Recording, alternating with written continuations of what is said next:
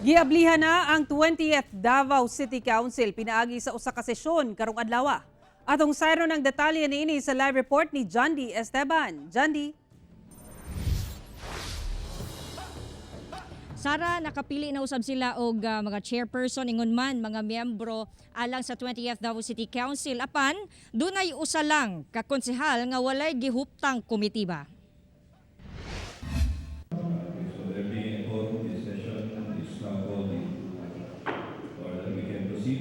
Sa pagpanguna ni Davao City Vice Mayor Melchor Kitain Jr., on time nga gisugdan ang unang session sa 20th Davao City Council karong adlaw.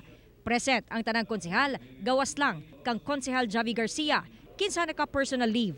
Si konsehal Jesus Joseph Zozobrado ang nabotohan isip majority floor leader, samtang si konsehal Louis John Bungguyan ang assistant majority floor leader. Nakapili na sab og mga bag-ong chairperson og miyembro sa nagkadaiyang komitiba. Bugtong si konsehal Nilo Abellera Jr. ang walay gihuptang komite. Honestly, hindi ko talaga masagot dahil ever since naman wala akong nakukuhang straight answer from, not specifical to anyone, but hindi ako nakakakuha ng mga straight answers. But you're asking them. I will ask. Okay. That I can say. I will ask. Dili man tungod kay naa ka sa usa ka komitiba, maura pod ang imo ang tutukan. Ang tutukan nato is ang welfare sa tanan. Ang atong tutukan is unsay makaayo sa tanan. And I will do that. And I will do that with honesty, integrity, and dedication. Na non ang Abellera sa ingana nga trabaho. Sa bahin usab ni Vice Mayor Kitain Jr. ang pagpili sa chairperson o miyembro sa komitiba miagi kuno sa saktong proseso. Mauna to na-nominate, nag-election, so mauna tong resulta gyud. And he can still comment, he can still object, he can still say something about the committee reports that will be coming out of the council. So his voice, he still has a say on everything. Miparehag sab ang mga konsehal sa ilang mga plano ug prioridad.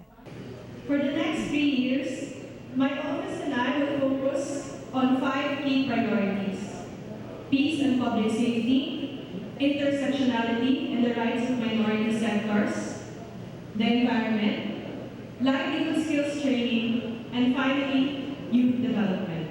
Si Konsehal Tec Ocampo kinsa mao chairperson sa Committee on Environment and Natural Resources, prioridad ang pagtabang sa problema sa pagbaha sa syudad, pinaagi sa mas istriktong pagpatuman sa no to single-use plastic.